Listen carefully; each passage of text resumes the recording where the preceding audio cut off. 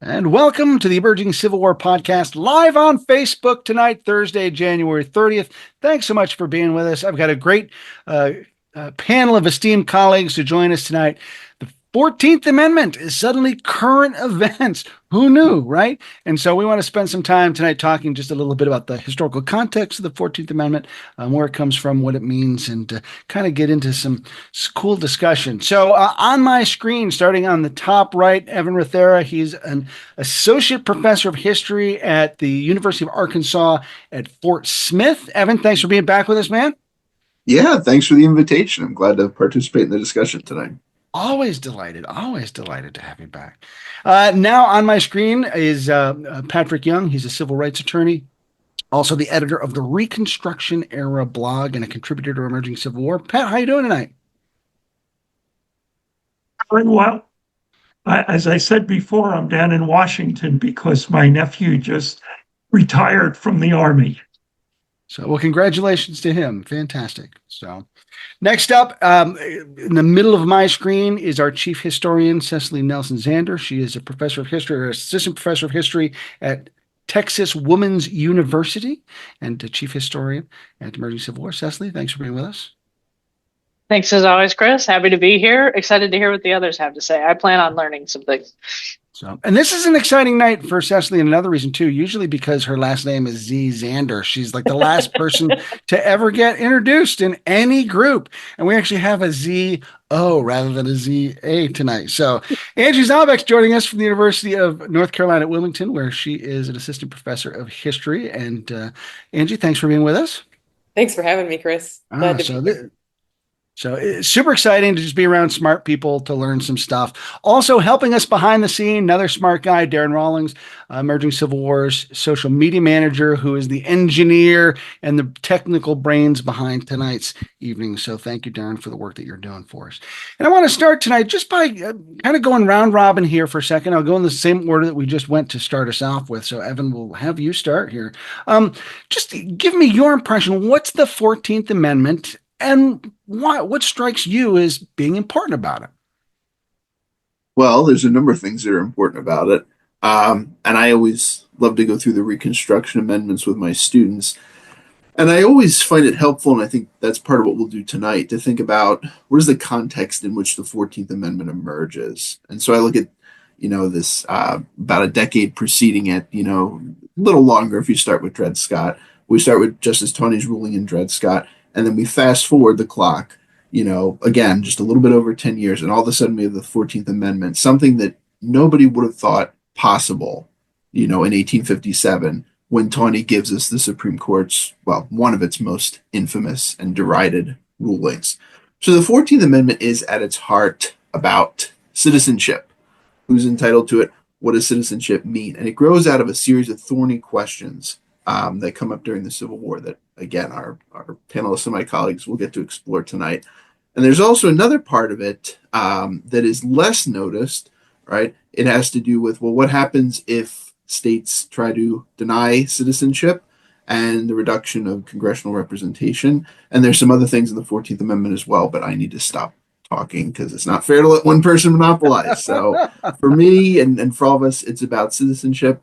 And the fascinating thing is, why does the 14th Amendment come to be? And just comparing and contrasting it with, again, just about a decade before we have Dred Scott, 11 years later we got the 14th Amendment. That is remarkable, right? In any stretch of the imagination. So what made that happen? So, and I think it's really useful to look at those two events as bookends in a conversation that, leads to this surprising conclusion. So, Pat, as the editor of the Reconstruction blog, you spent a lot of time doing Reconstruction stuff. Tell me your impression of the 14th Amendment.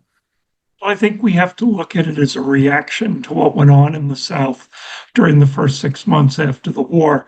Often when I speak to Civil War buffs, they don't like to be called that, but I'll call them buffs. They know everything about the Civil War up until the surrender at Appomattox, and then know nothing about it afterwards. It's sort of like knowing about the Iraq War, and you stop researching it once Saddam Hussein is captured. you only know a little bit about what happened during this period. A lot of people say to me, well, the black codes were passed after Reconstruction, primarily because so many Southerners resented what had happened with the 14th Amendment. And the first response to me is, well, the problem is that the black codes were passed just a few months after Appomattox. The black codes were not passed in order to remedy things that had happened during Reconstruction. They actually set the platform for the 14th Amendment, which really empowered blacks and also many other poor people in the South and ultimately throughout the North. Cecily, your thoughts? Sure. I just pulled up the text because I thought, it might be useful just to have it at hand here. I see three phrases in the first section of the amendment that really, I think, speak to me about a lot about what the intention of those who wrote the amendment and what they wanted it to do. And those phrases are liberty. That comes up in the first section. Another phrase is due process, and another is equal protection.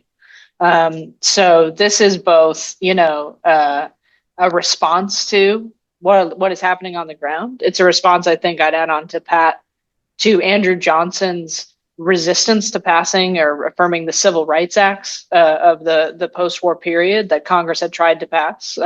They take another route here. They go for an amendment rather than simply a bill through Congress. And it's about ensuring that there is no question that Black people will not only be free, but that they will have the rights of citizens in the United States. So the only folks who can't be citizens, right, according to this amendment, are those who have participated in rebellion or another crime and are justly convicted of that. But again, those three phrases for me that stick out are liberty, due process, and equal protection. So I should point out that joining Cecily is her official fact checker, Mo. Unbeknownst to most people, Mo's actually one of the leading authorities on the 14th Amendment. And so Mo's just kind of with us tonight to make sure that we're all staying on task. So it's always nice to have. It's equal protection of the ball as far as Mo is concerned. Very good. So, and we may also get a cat guest appearance too, right, Angie? So what are your thoughts, Angie, about the 14th Amendment? I'll take it in a different way, I think, and I'm going to focus on Section 5. And Section 5, and I've got the text like Cecily in front of me, the Congress shall have the power to enforce by appropriate legislation the provisions of this article. And the reason that I bring this up is because I think this is really a moment of the federal government trying to come into maturity. So what is happening with the 14th Amendment in all of the various clauses that we've talked about relating to citizenship, relating to whether or not former rebels can serve in any way in a political capacity, whether they can vote. We can talk about repudiating the debt and the Confederate debt, which is another section. All of those are coming under the umbrella, or at least trying to in this amendment, of the federal government. And these were very much issues, particularly the abilities of citizens that the states controlled previously. So to say that Congress has the ability to enforce legislation, particularly at this moment, is really significant because the federal government was nowhere near the size and scope that it is now. It's trying to come into being. And of course, as we know, and we'll talk about, there are going to be roadblocks that are going to prohibit the federal government to intervene in certain places. So, and I think about this in context, for instance, when Ulysses S. Grant signs the Ku Klux Klan Act, those would have been local crimes. Now the federal government has some authority to get involved and enforce some of these things because of this particular clause. Mm-hmm. So. Absolutely. Now, this is not the first time the 14th Amendment has come up in public conversation in current events.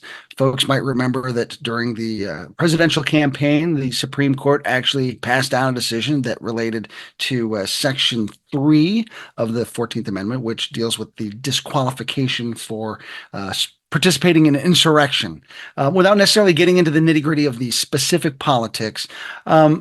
Cecily, let me ask you, tell me a little bit about that part of the 14th Amendment, the insurrection clause, and what was its intent?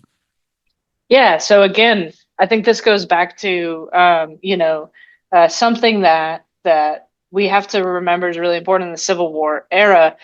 These were institutions, three institutions within the federal government that still really believed in checks and balances. And this is a period in which Andrew Johnson, the president, and Congress, which is controlled by the radical Republican Party, and in many ways highly influenced by its most radical wing, did not see eye to eye. And Andrew Johnson enters the presidency after the assassination of Abraham Lincoln, claiming that he's going to make treason odious. And within a year of his assuming the presidency, he has paroled or forgiven, essentially, something like 90% of former Confederates for participating in the rebellion and returned to them all the rights and privileges that they were supposed to have had. The only people really excluded were really high-ranking officials from within the Confederacy, so officers and so on. But Alexander Stephens, the vice president of the Confederacy, eventually gets his seat back in the United States legislature. So it's certainly not everyone. And Congress responds really sharply to this. They think there should be some punishment for participating in an open insurrection and rebellion against the United States. You don't just get to sign a slip of paper and come back and continue to vote. And because you have the right to vote, set policy and elect who you would like. And so we have to remember, as Evan talks about, this is the middle this is the white part of the Oreo between two other amendments, the 13th, which ends slavery, and the 15th, which gives black suffrage to black men at the time. And so all these things all also have to occur in order. So the 14th Amendment is also really necessary.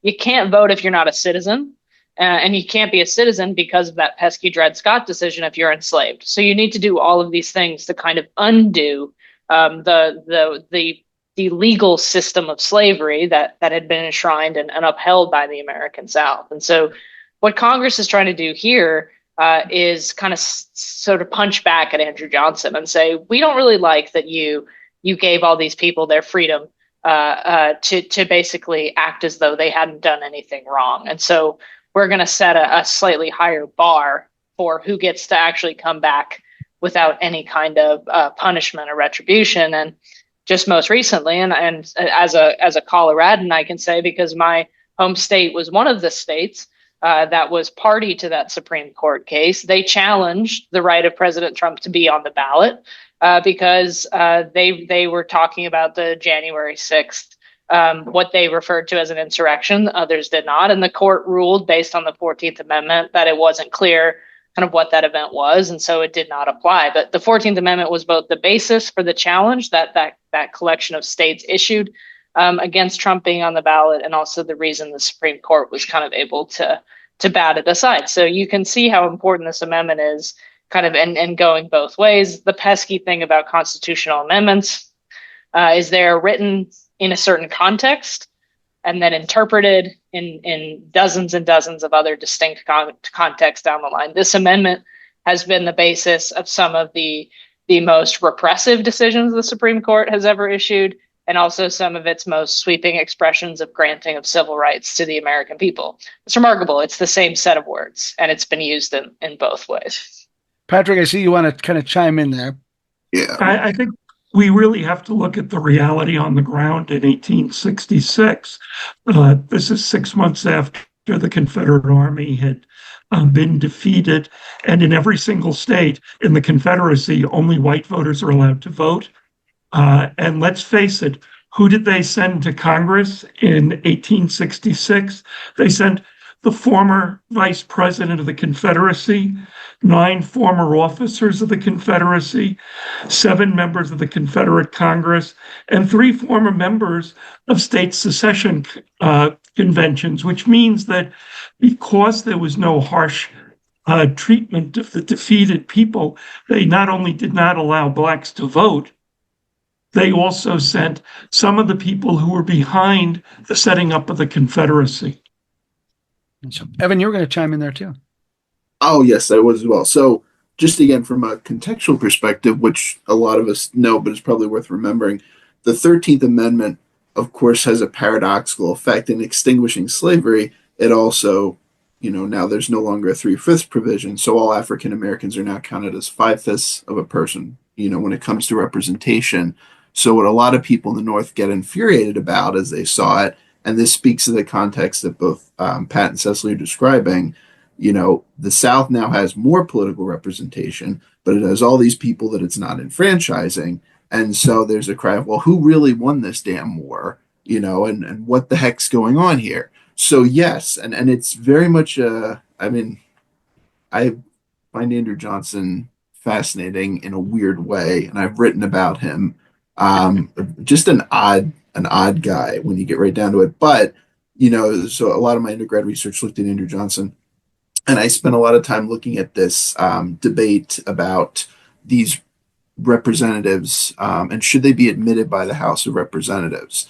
And Johnson always understood that Congress has the authority over its own representation. He was, especially with Horace Maynard, trying to be strategic about who's getting elected there. But Pat and Cecily are, you guys have mentioned Alexander Stevens. If the South was trying to infuriate the North, they could hardly have picked better people to send back to Congress in a lot of the cases. I mean, Stevens was still under indictment for treason, for pity's sake. So this was going to get people angry. And then you're right. And I often tell my students, you have to understand, right? There's the Andrew Johnson perspective. There's the radical Republican perspective. These moderate Republicans, what is it that eventually drives them onto the radical side? Because they're skeptical of the radicals in many ways. And so we look at, and this is interesting from a presidential history perspective, Johnson vetoes the Freedmen's Bureau bill. He vetoes the Civil Rights bill. And it's that point where Congress said, that's it, enough. And they override his veto, which Congress had not done that often up to this point. It had happened before, but not frequently. And so Andrew Johnson in Congress, it's a civil war after the Civil War in the legislative chamber. And just like Lincoln understood that the Emancipation Proclamation was never enough when it comes to ending slavery. You need what he called the king's cure for all evils. He wants the 13th Amendment. Republicans are beginning to understand that the Civil Rights Act, which they passed, is a good step, but you've got to have something more going on here. So, yes, as is just, I always find myself giving people too much context, but I think in this case, hopefully that helps sort of complement what Pat and Cecily were saying, and just give you a sense of these debates can seem sort of far removed from us to some extent, but I mean, people's passions were up, and throughout the entirety of Reconstruction, especially in 1876, 77, but at other points as well, people are really afraid that another civil war might break out. So, to what Cecily's saying, it's about punishing the rebels, who by and large were not really punished very harshly. But maybe it's also about, well, if we have something on the books that lays out a procedure whereby we punish people who engage in insurrection, this could be a method of dissuading, which, when you look at what happened to all the reconstructed governments in the South, didn't really work. But it is there, Anyway, so that's all I wanted to add. Thank you. Yeah. So, Angela, I'll have you jump in a second here, but Evan, I want to kind of go back to a point you made about the apportionment of representatives in Section 2, which eliminates the notorious 3/5 clause.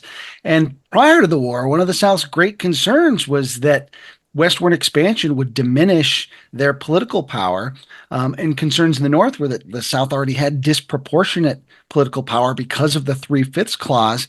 And so then after the war, when those 3/5 now get counted as whole, it essentially expands their power in a way that they really weren't even thinking. And so they kind of make out a little bit better from that perspective than they had anticipated, which is really kind of weird. They do. And I always go through this with my students, and when we're moving through U.S. history, and the South bet, they bet in the wrong way, basically, because northern states were the ones that were attracting immigrants, were the magnets for these large streams of immigrants that came. And yes, some of them went to the South. Sure, I'm not saying no immigrant ever went to the southern states. That'd be a preposterous argument. But by and large, by 1860, you can go look at the electoral maps. Lincoln can be elected with entirely Northern electoral votes and elected comfortably. It wasn't really a squeaker. It wasn't a one vote margin thing we got going on here. But yeah, then the war ends and slavery's extinguished. There's no more 3/5, and African Americans are counted as 5/5 of a person.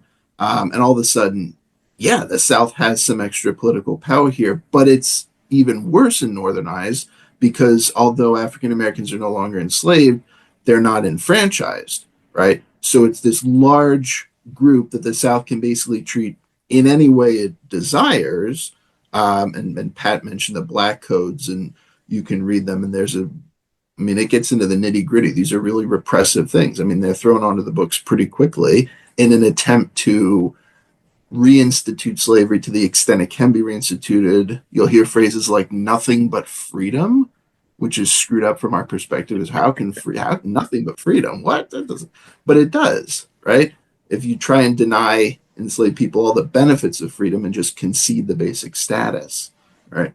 So yeah, and a lot of Northerners, this was hitting them right between the eyes that, oh yeah, this is the after effect of the 13th Amendment that we didn't really think about.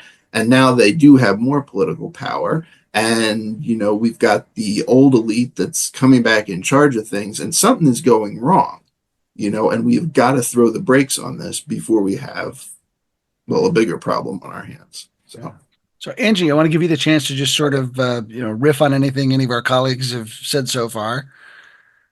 Yeah, I think with the Civil War amendments, and I'll talk specifically about the 14th too, but they're a fundamental change to the Constitution, to the American political system.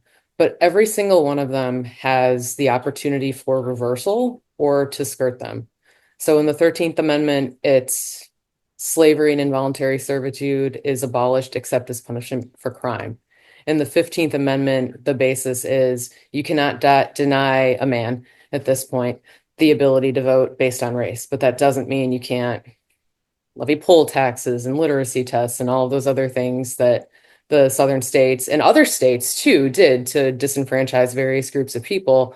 And in the 14th Amendment, with this question about former leaders of the rebellion being able to participate in politics, it's kind of like a game of ping pong because, Andrew Johnson opens that floodgates with the pardons that he offers. And then the 14th Amendment comes around and tries to set a new standard. But there's interesting language in the 14th Amendment at the end of Section 3 where it indicates that there's an out because, and the language is, but Congress may, by a vote of 2/3 of each house, remove such a disability.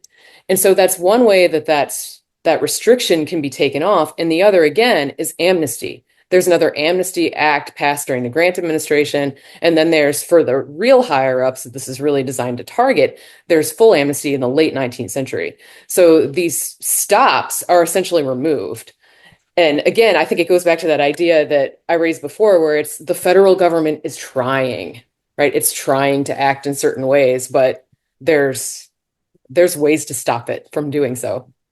Yeah, so now the 14th Amendment is back in the news. A lot of discussion lately about birthright citizenship. America, one of the only countries in the world that actually says if you're born here, you're a citizen here. It's surprisingly a rare thing. And there are two sources of citizenship. You can be naturalized or you can be born here. So, Pat, let me toss this to you. What's your take on this particular part of the 14th Amendment? What was its intent? I think it's clear what its intent was. I've often heard that the 14th Amendment was only supposed to apply to freed slaves. But what we also have to remember is that in 1866, 1867, you have a sizable electorate in the North, which is almost 25% of the electorate, that are immigrants. And during the 1850s, there was severe discrimination against them. And this didn't just occur in the South. Now, the Know Nothing Party, which was the anti-immigrant party, got its biggest vote in the South. But in Connecticut, in Massachusetts, in Maine, there was sizable proportions of electoral support for the Know Nothing Party. And some of those actually became leading Republicans, if we think of General Banks, he was a leading Know Nothing. So we have to keep that in mind because a lot of immigrants in the United States said we supplied a quarter of the men for the Union Army, and we want payback too. We want to be sure that if our children are born here, they will be citizens. And if we naturalize here, we want to have the same rights as US born citizens, particularly for the Irish. This was very important because in 1866 and 1867, some Irish who were involved in national struggles, in other words, trying to free Ireland from British rule, were getting captured by the British. And instead of being tried for their actions as US citizens against Britain, they were actually tried as traitors, with the fact that they may be hung if they're captured and are tried in Britain. So this was a very big thing for them. At the same time, there is significant, even after the war, there was significant moves to try to exclude the Chinese. One of the things we often forget is that up until 1870, only a white immigrant could become a United States citizen. And the radicals in Congress said, we need to change that. We need to make it colorblind. I would sometimes say to Evan that, the radicals were triumphant for a very brief period of time, and it really is 1866 to maybe 1868. They didn't have the majority in Congress in 1865, and they didn't have the majority in Congress after that. But what we have to think about is, if you're trying to exclude the Chinese who cannot become US citizens through naturalization, and when they tried to change this in 1870, they said, okay, we will allow white people to naturalize and Black people, but no one else. So that up until the 1940s, a Chinaman, as they said in that time, could not naturalize in the United States. And that was only withdrawn because China was an ally during World War II, and the Japanese were making a big deal out of the fact that Chinese could not naturalize in this country. It's not ancient history in the United States. That was in my parents' day. Now, while they're doing this, California and some other states are looking at excluding Chinese. Now, in California, there's less than 10% of the population are Chinese, but what you often hear people who are know-nothings, and these were just as likely to be Republicans as Democrats, said is that the Chinese increase at such a rate that if they bring their wives into the United States, they will soon overwhelm California's population. If those children are born in the United States and become citizens, they will annex California to China. I don't know how, in the age of sailing ships and steam-powered vessels, the Chinese would ever enforce their control over California. And what's interesting is there is Senator Cowan, who from Pennsylvania, who during the debate over the 14th Amendment, like we think, oh, this whole debate is something that's brand new. No, he brought up to Congress the fact that he did not want the children of Chinese immigrants born in the United States to be able to be able to vote in this country because they'd be United States citizens. And what was interesting is his principal response came from John Connors, who was a California senator. John Connors is a little bit different from most senators. He was born in Ireland.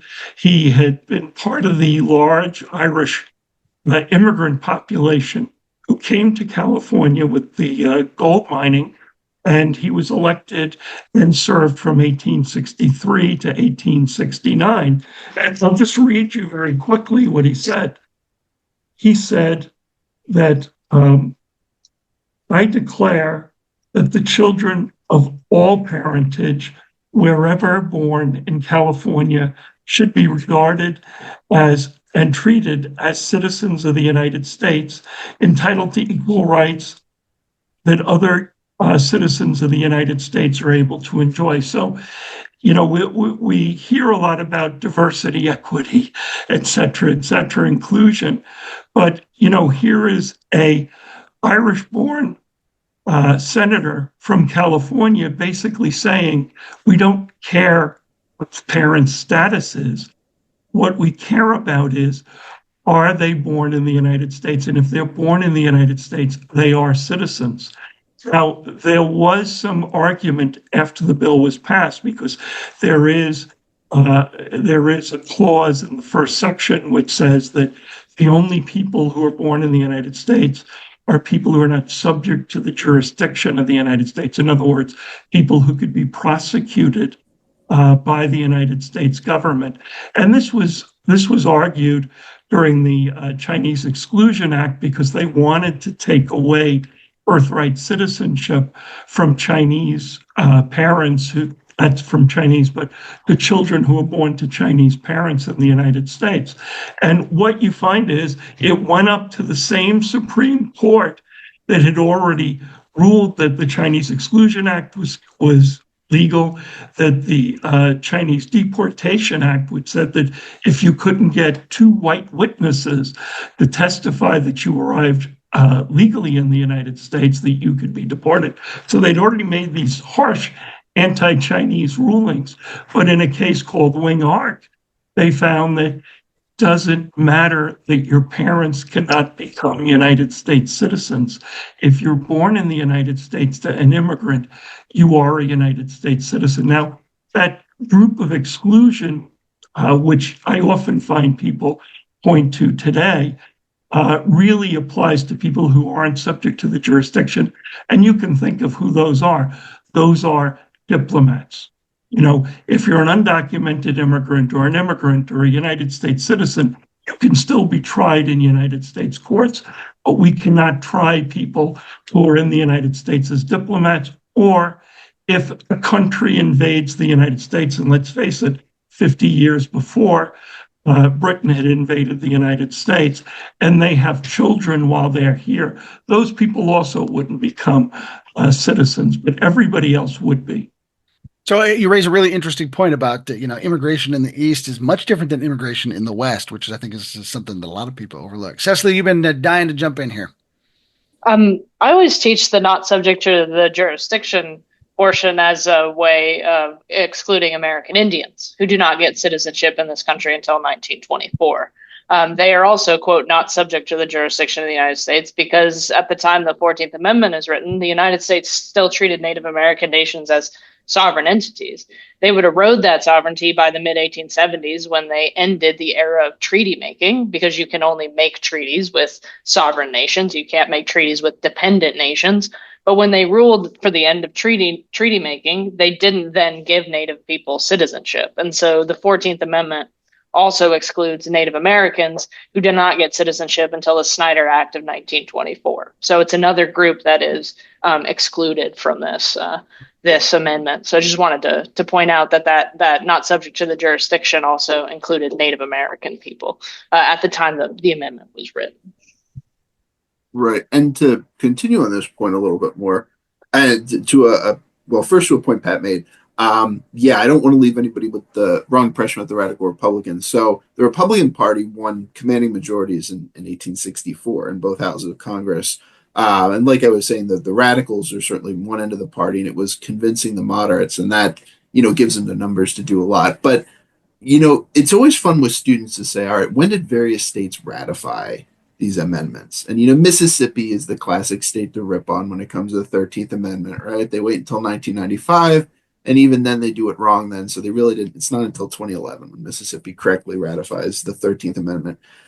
But you say, okay, students, 14th Amendment, right? Where are your objections going to come from? Who are the states that are going to wait until well into the 20th century, to really ratify the 14th? Or are they ratified and rescinded, that type of thing? And they start, guessing the Deep South. Oh, it's got to be Mississippi. It's going to be Georgia, Louisiana, Florida, wherever.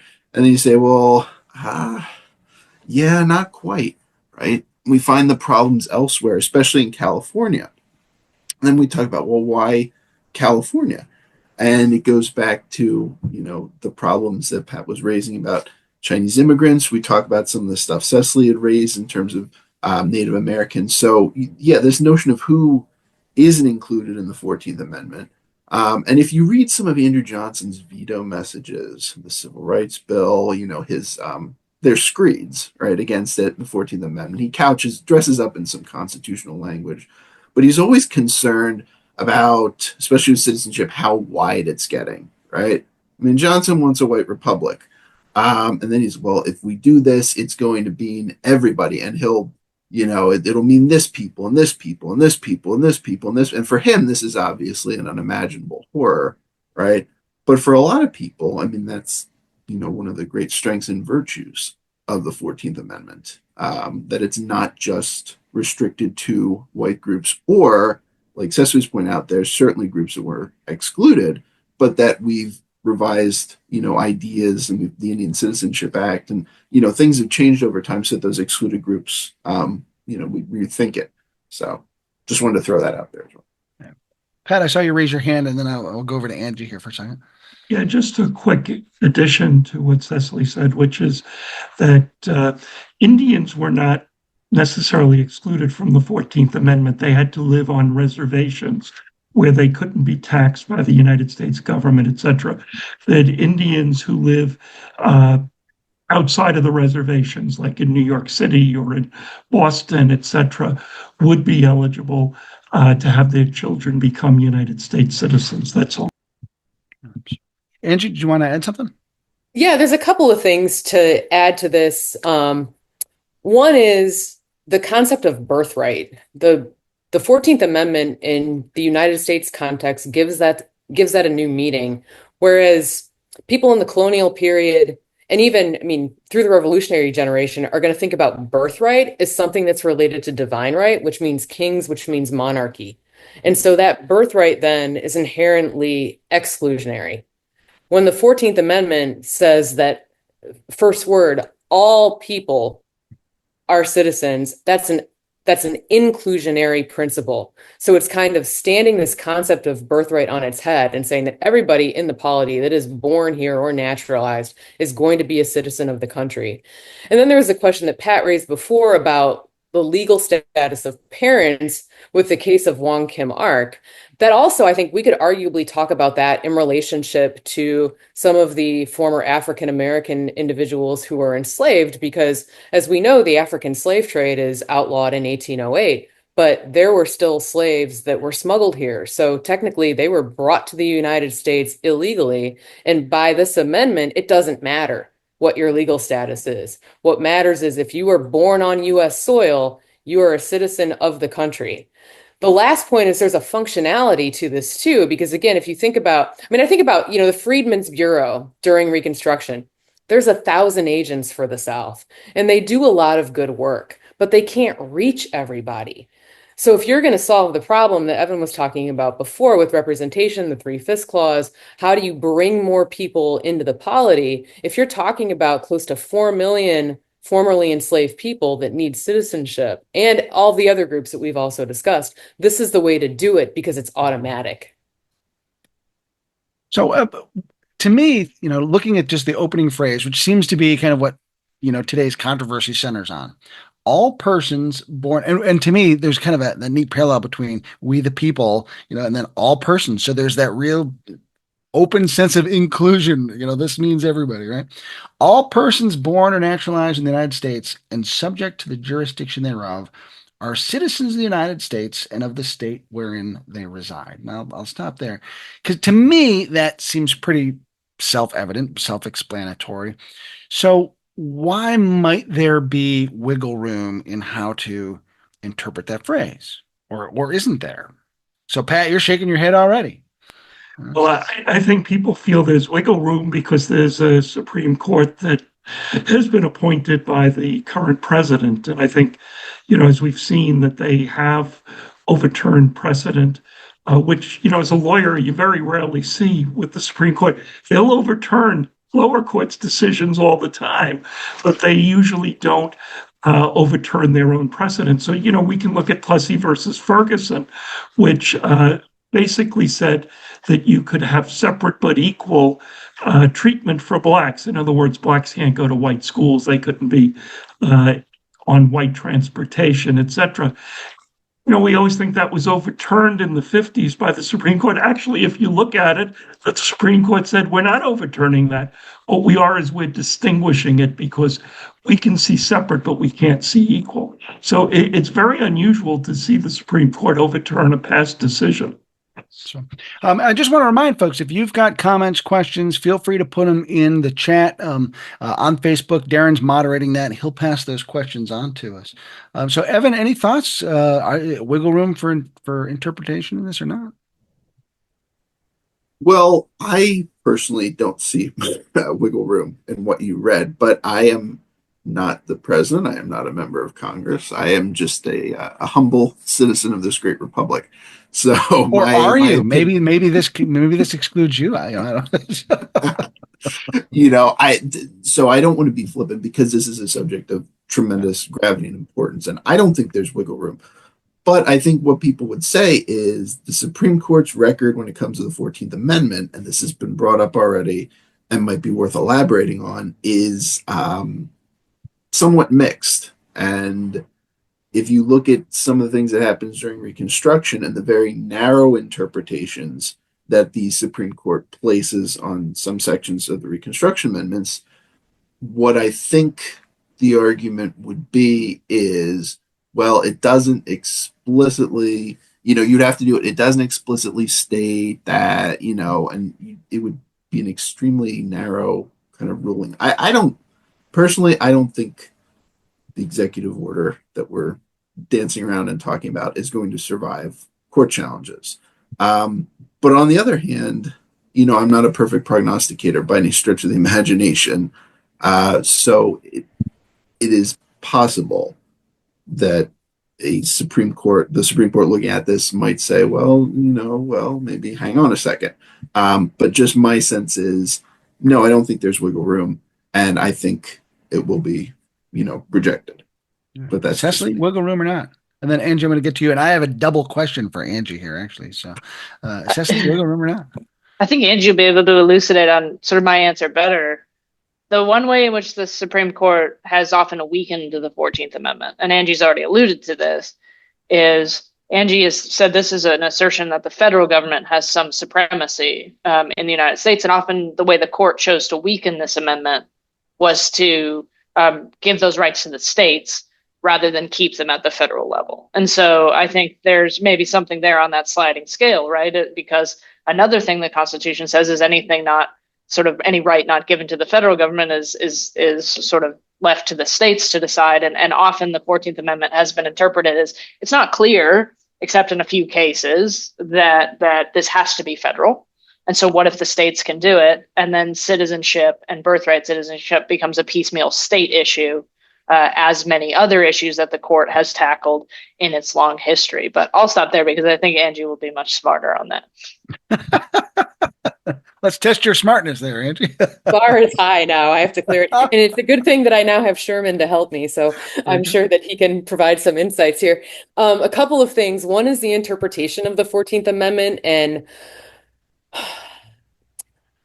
the question of whether or not the Bill of Rights and which amendments in the Bill of Rights applies to the state. So if we look through Reconstruction, and this is just kind of a quick and dirty synopsis, cases like the slaughterhouse cases, U.S. versus Cruikshank, decide that no. And as a matter of fact, much of the Bill of Rights does not apply to the states. And then the Supreme Court doesn't start reversing and incorporating the Bill of Rights onto the states until about the 1920s.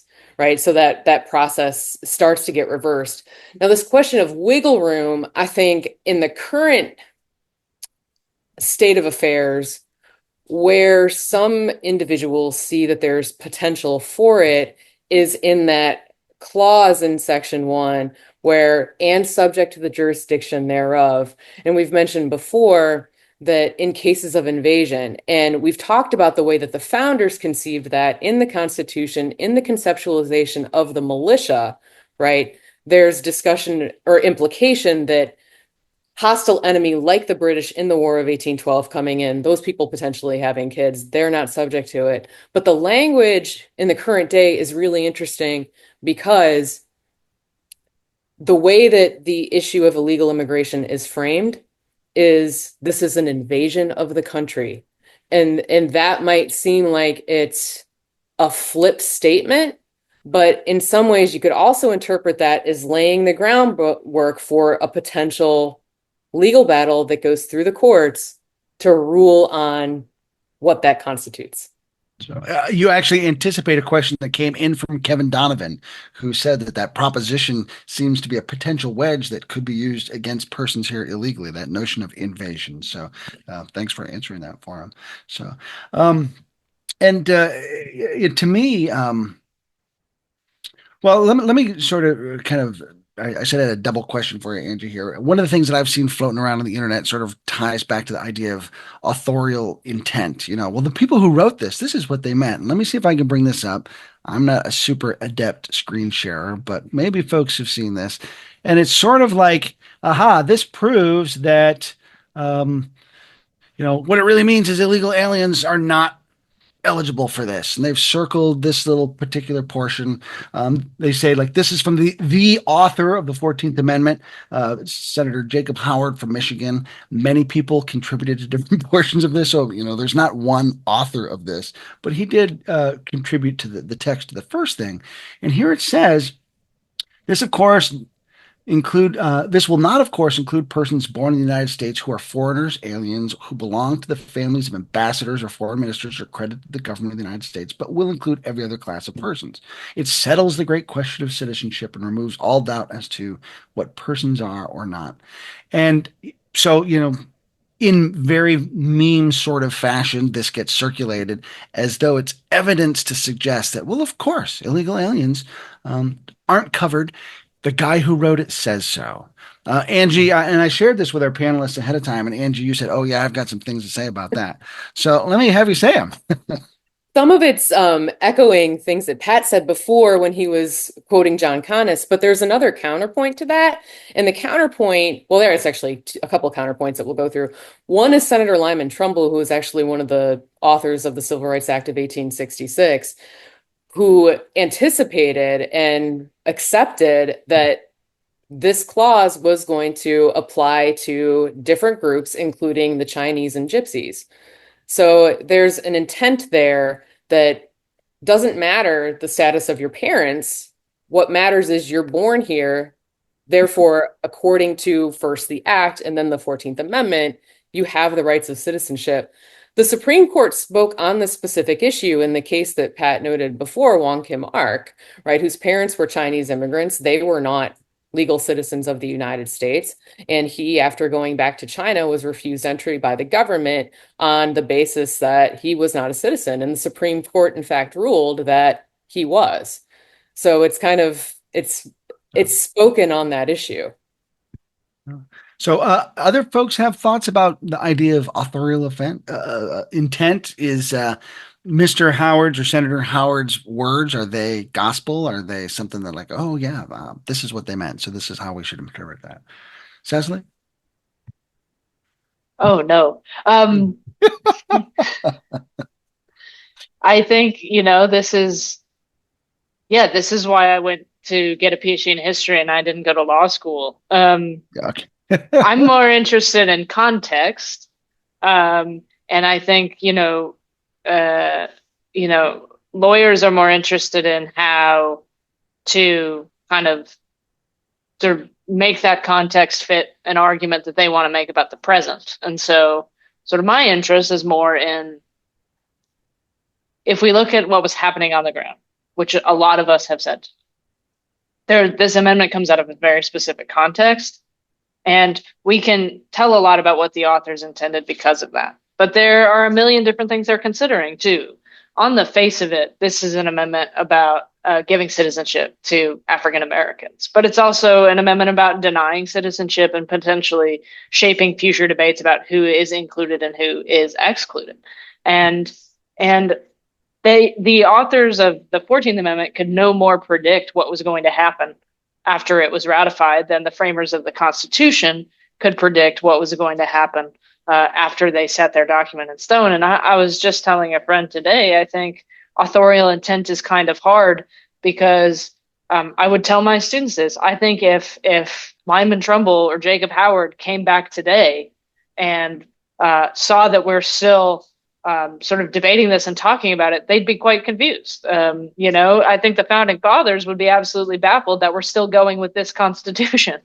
They expected things to change over time in response to the things that were happening in future generations. And so I imagine they imagined some great national event or crisis that would cause something to be written to supersede this, just as their amendment superseded what the founding fathers had written, 75 years prior. And so I think we have to keep that in mind too.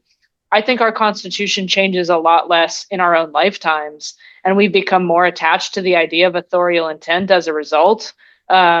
But I think the people who wrote this amendment and the people who wrote the Constitution itself would have expected a lot more change in the time since the 14th Amendment than we actually have seen as a country. I guess is how I'd answer that. Well, and several of you have pointed out, like, gosh, they wrote the 13th Amendment and thought they had it. And it's like, oh, wait, now all of these unintended consequences. Now we got to do the 14th. We've got to do the 15th. Now, I think it's ironic that you said you went to go get your PhD. That's not why you didn't go to law school. The one of us who did go to law school had a technical glitch and has vanished at just the most inopportune time there. So, Evan, what's your take on all this? Well, I like Cecily's take on it very much. Yeah, I also went to get a PhD, and I got a PhD in history at the same place that Cecily did. So we got Penn State's rocking this panel, but yeah, there's a lot of good points that we've made, and actually to circle back to what Angie had mentioned before, the language of invasion, or we constantly hear, oh, there's a war going down at the border, framing border crossings is like this is a broader war or something. You're right, that could be a way to do an end run kind of around the 14th Amendment. But at the same time, so sort of to Cecily's point in the changing Constitution, one thing we forget, the Constitution is obviously ratified, then they tack on the Bill of Rights, and then there's very little amending of the Constitution.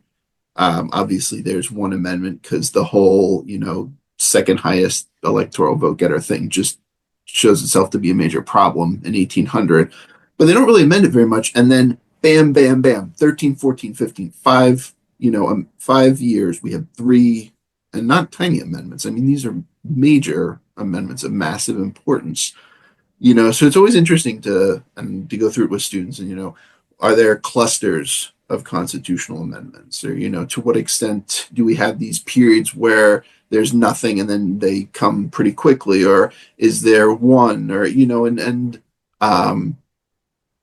obviously as the 20th century moves on, we'll see more, and who knows how the 21st century may go from a constitutional perspective. I've heard people say and I think actually a lot of people would get behind this, we should amend the Constitution so that, you cut off the president's pardoning power between election and inauguration, make the president and their party stand behind whatever they do. And I've heard people say we need to, amend the Constitution to get rid of the 2-term thing, but hopefully that one won't happen.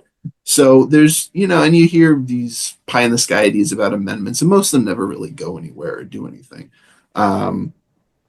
So authorial intent, kind of talking around it a little bit. Yeah. No, I don't think we need to treat Jacob Howard's words as gospel, quite frankly. Jacob Howard is a very smart man, very fascinating guy. Done some research on him, would like to do more at some point. But the Constitution. So let's ask the guy who went to law school. Well, before I end that, sure. I do Latin American history, as a lot of you know, and Sarmiento, in his biography of Lincoln, said one of the Constitution's great strengths is he sees it as kind of an elasticity or a flexibility, the fact that it can change, that it's not immutable, that it can be amended. He compares it to a giant engine with valves, so you can let off the pressure and the thing won't explode, right? And I've always found that interesting to talk about with students, our Constitution, our amendments, some of those valves. And we're looking at an interesting one that, some people are thinking is a potential problem, but yet in the polling that's been done, birthright citizenship is extremely popular. It is not a winning issue. And that's the other thing to what extent will a court take kind of a political mood into consideration before doing something? And some of FDR tried to, well, all of us on this call know FDR tried to pack the court, right? And that failed, and it cost him heavily in the 1938 midterms. But the Supreme Court also may have gotten the message, and some of the, more conservative justices started ruling in different ways. And, courts are not immune to the larger politics of things, right? And I think that's also something we may want to keep in mind. So that's Pat, all. oh, okay. So Pat, would the words of Senator Howard be something that today we should consider as gospel truth because he's the guy who wrote those words? Well, one of the things that I would say is that if you look at his words, they're much more ambiguous than people point out online, because he does primarily speak about foreign diplomats. So, and this is something that you see in the 1800s, that foreigners are often talked about as people who we're not able to control with our jurisdiction. The other thing is when the Supreme Court looks at authorial intent, they're not looking at one person's intent. So Ben Wade said the only people excluded were foreign diplomats.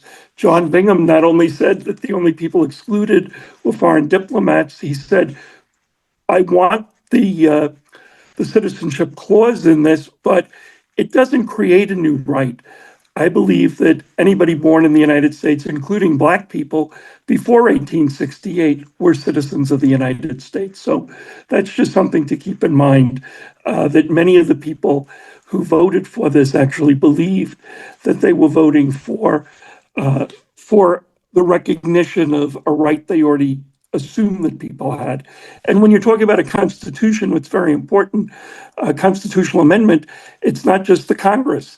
We have to look at the people who ratified this, because if you're not looking at that, you're ignoring half of the process. So, Angie, go ahead. There we go. Just a couple of things to follow up quickly. One, about intent. When Evan was talking before about the radicals' ability to really dominate the Republican agenda after Andrew Johnson vetoed both a renewal of the Freedmen's Bureau and the Civil Rights Act of 1866, that created a moment where the authors of the 14th Amendment really, I don't think, thought twice about citizenship. This was the answer that needed to happen. It's a continuation of the 13th Amendment. It's like, okay, here's freedom, here's emancipation. Now what? Now is citizenship.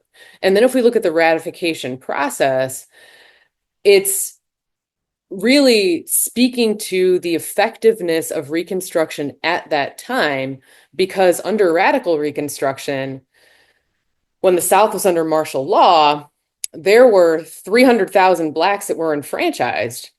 And there are also Black politicians sitting in state governments, and they're a party to this ratification process. So it's a really significant moment in Reconstruction where the tides, at least for a time, are turning, and they're turning in a way that's important enough to get the first definition of national citizenship in the country's history on the books in the Constitution. Yeah.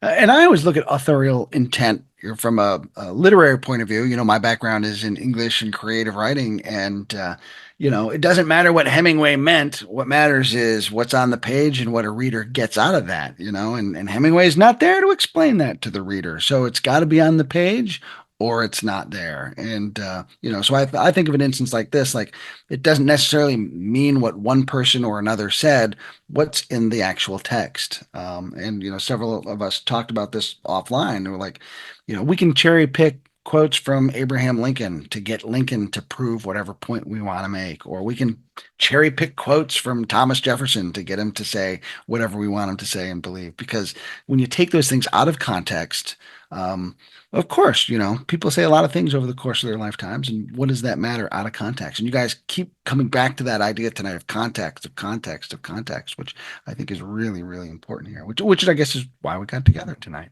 So I got a couple questions, comments, and then we're going to wrap things up. Neil Chamberlain says something else to consider regarding Native Americans. The 1866 treaties with tribes in the Indian Territory formally ended slavery in those tribes, but also granted all freed slaves whose enslavers were members of those tribes tribal citizenship. So a little extra layer there. Sam Flowers asks, how have those in the classroom setting been able to teach students about Section 3 of the amendment in recent regards to current events in memory? So have you guys talked about the 14th Amendment, particularly the Section 3 in your classes? Has it been tough? So Cecily, you're nodding your head. So yeah, I'm teaching the second half of U.S. history right now. So this was our kind of second or third day. You start with Reconstruction and kick everybody off on the most depressed note possible, and then you say, "Wait 100 years, it sort of gets better." And so I showed the text of the first clause, and I had all these faces kind of lit up, which is rarer and rarer these days in a big survey class, because you're sort of, people, students feel, I think, unengaged and alienated from history, but they lit up. They were like, wait a second, that's in the news. That's in the that's what they're talking about. That's what the president is talking about. And I was sort of gratified. I was like, first of all, good for you for reading the news. I'm proud of you all, but second of all, here in Texas, it affects their lives in really significant ways. And my university, which is majority minority, and a huge percentage of our students are from immigrant backgrounds, it matters a lot to them about what birthright citizenship means and what these different amendments mean. They are somewhat concerned about the insurrection part, but the part they're really interested in, not so much Section 3, Section 1, but it was the first time in my teaching career, which is still fairly young, but I teach these amendments, every single semester. You have to. It's the first time I've ever gotten such an interested response, and it sparked a genuine debate, them asking questions about context and ideas, and it gave them a way into the history that is fairly rare, especially with Reconstruction, which I do think they find. And no offense to Pat, I agree, it's just as important. It's not just Civil War buffs who suffer from this, post-Appomattox fog. It's students as well. Reconstruction went on twice as long as the Civil War, and the things it decided and the issues it kind of tried to clarify are the ones raised by the war, but that the war didn't really solve. And so they were actually interested in Reconstruction. And so that's been my experience in the classroom this semester. So I guess I'm grateful that this has come up, because it's gotten my students engaged in a really new and a surprising way. Yeah. Angie, how about you? There we go. I have not taught it this year yet, because in the fall I taught historiography, so we were steeped in theory, and right now I'm teaching the Civil War, and we just started the war today. But there was some discussion of it last spring in my survey class, and in relationship to exactly what Cecily brought up about, who can be on the ballot and the definition of insurrection and how the events that unfolded on January 6th were defined and what the legal implications of that would have been. So students definitely did perk up when we started talking about that, but I haven't currently had the chance yet to dig into it in the present moment. Yeah. Evan? Yeah, unfortunately, I didn't have any. I was doing World Part 1 in the fall. I had American Revolution, which is a class I enjoy very much, in seminar. So I am teaching Civil War this spring, but we're not even to Bleeding Kansas yet. So it's going to be a while before the 14th Amendment comes up. I expect, there will be discussion, because, you hear students talking before class, we touch base, we see what's going on. People are, there's a lot of opinion on what's been happening in the past week and a half. And there are some students that are, like, this is wild, and the trying to get the 14th Amendment, and you saw all the things. So I think they will be interested, and there should be conversation when we get there, but it's going to be a little bit longer. I teach in Arkansas. The governor has proclaimed publicly, so I'm not saying anything out of turn, that she wants to fire faculty who indoctrinate students. But I think it's part of a broader problem among some politicians in terms of thinking what we as historians do in the classroom, right? We're not indoctrinating students. A lot of what we're doing is what we're trying to do here, provide context. And sure, about things, you get people's opinion, which is based on our extensive time in the archives and our significant reading. But we're also happy to tell you, well, how did we form these opinions? And if you'd like to see the evidence, we'll present it to you as well. So you don't have to take my Evan's word that slavery and race sat at the heart of Civil War causation, right? I can show you a bunch of stuff written at the time that proved for a lot of people, yeah, it did, right? And so, I mean, the point Cecily brings up is an interesting one. I mean, yeah, it's a silver lining that maybe this will, for a lot of people, make them more interested in the historical context. And for us, it's certainly an opportunity because our work it's always been relevant throughout our lifetimes, but in some ways what we study is more relevant now than ever. And I think, again, a responsibility to try and inform as much as we can and make sure people have all the information they need to critically evaluate what they see and what's going on. So all that to say, I expect it will produce some conversation, but won't know until a bit later in the semester. I'm going to give a shout out to my colleague in the history department at St. Bonaventure, Phil Payne. He and I are co-teaching in the Civil War class, and our context for the course is for students to sort of just see how the war still resonates with us today as we go through the course. So this was the perfect lead off for that kind of context, and Phil pointed out on the first day of class, and if you don't think this matters, take a look at the 14th Amendment. And you could see the light bulbs going on over students' heads like, oh yeah, oh my gosh, yeah, and so, I'm hoping that that's kind of just a way to kick things off about the relevance of all of this still to us today. So we're heading into the home stretch here. I want to give everybody the chance to offer some final thoughts, whatever those might be. Pat, since you didn't get in on this last round of questions, I'll start with you. Any final things you want to leave us with tonight?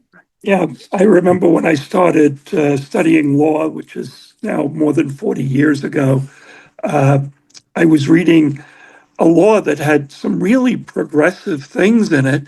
And I looked at it and I saw, oh, this is 1866 Civil Rights Act. So I thought that was Section 1866. And then I realized it was written in 1866 and passed in 1866, vetoed by President Andrew Johnson. And then Congress overrode that. And it's also interesting to look at that because much of what is in the 14th Amendment actually occurs there first. And was this ahead of its time? Well, the Supreme Court didn't catch up with this for 90 years. And I can tell you, if this came up in the 1950s or 1960s, Congress would have never approved it.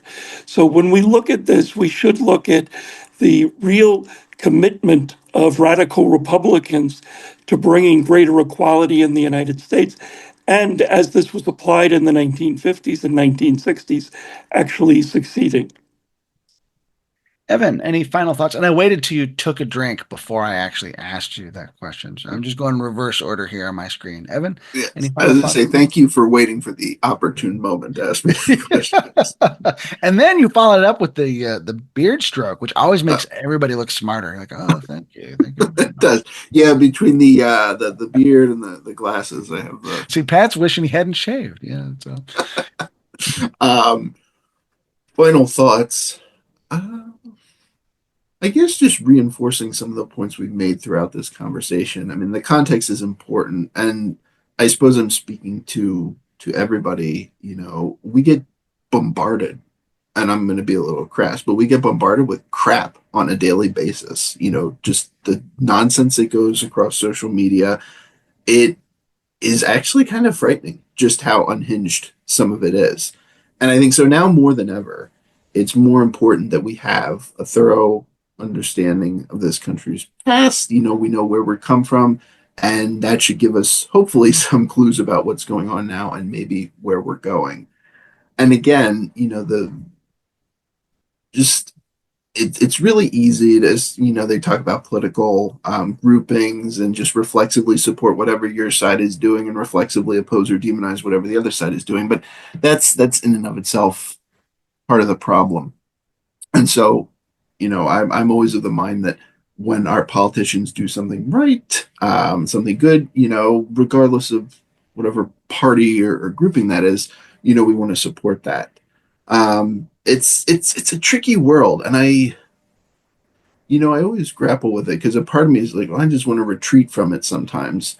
But I think what a lot of us are figuring out is that, we have to meet the challenges of this world as much as they are, everything from AI to what's going on politically to a bunch of other things.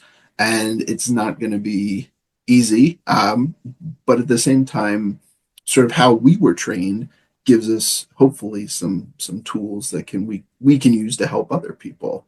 So that's again what we're trying to do here and just provide some context. So hopefully we've all done that. And of course, my final thought is appreciate the invitation to be part of this because it's always good to talk and interact with folks.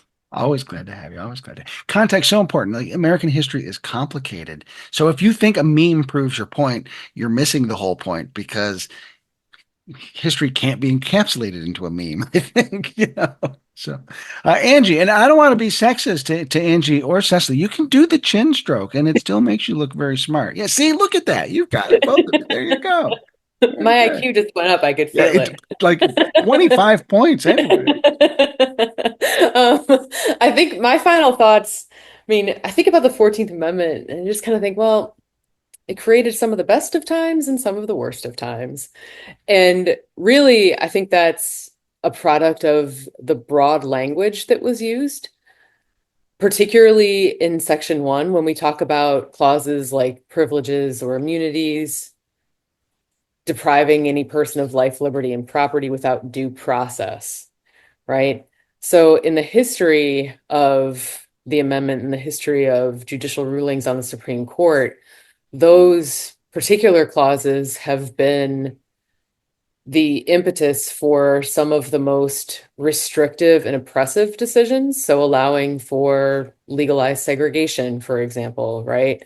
Or interpreting the 14th Amendment in ways that potentially the authors didn't even think of, like in the slaughterhouse cases, right? Making federal regulation of business and monopolistic activity relatively difficult, right? But then if we fast forward to the flip side, and we get through like the 100 years that Cecily mentioned waiting for after Reconstruction, right? Then we see the amendment being interpreted in such a way as to break down barriers. So the language in many ways is it's broad and it results in some elasticity of judicial thinking. And that has been both positive and negative throughout the course of American history. So that's great. So, something had occurred to me, and I lost my train of thought on this a second ago. I'm glad I came back to it. When you guys had talked about, like, so if this power of citizenship gets delegated to the states according to the final clause, and I sort of think of the contract clause of the Constitution, where if you get married in one state, that translates to any other state. But what if citizenship, is okay in one state but not in another, and suddenly, like, boy, that seems super complicated, and wouldn't that be in violation of the contract clause? I just asked a big question when we're supposed to be wrapping up, but folks at home, give that some thought, right? Cecily, I want to give you the last word as our chief historian. Any final thoughts for tonight? Sure.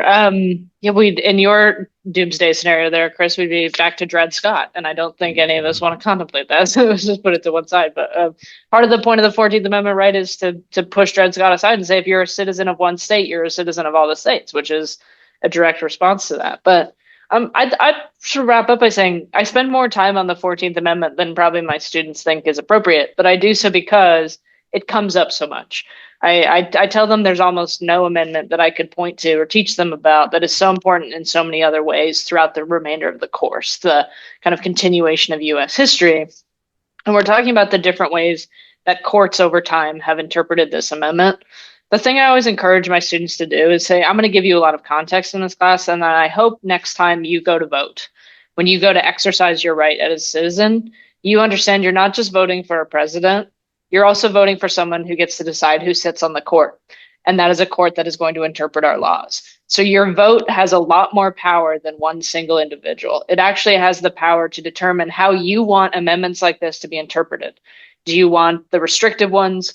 Do you want the sort of ambitious and barrier breaking ones? And so your right to vote does not simply decide who gets to be president of the United States. It decides who gets to interpret the laws that we all cherish. And so if you want a 14th Amendment that actually does protect these rights and privileges in due process and equal protection, your vote matters for that. And I don't care how you vote. You decide how you want to vote. But just know that the way you vote matters for how amendments like this get interpreted. That vote is precious. And so the thing I always leave my students with is all of this context I give to you in the hope that you will use to go out and vote in a way that you see will make our country stronger and better. So please do that. Yeah, that's a great final thought. I tell my students the same thing. Like, I don't care how you vote, but go vote. A lot of people died and suffered and sacrificed so that you could go do that. And that's what makes our democracy work. Go vote. So. Evan, Pat, Cecily, Angie, thanks so much for spending some time tonight with us on a Thursday to talk about this. This has been a great discussion. I really appreciate your contributions tonight. Thank you, Chris. Yes, thank Thanks. you. Appreciate the invitation. Yeah. Very good. Thanks to Darren behind the scenes for all the work that he's doing for us tonight. I'm Chris Mackowski. Thanks so much for being with us here on the Emerging Civil War. We'll see you online and on the battlefield.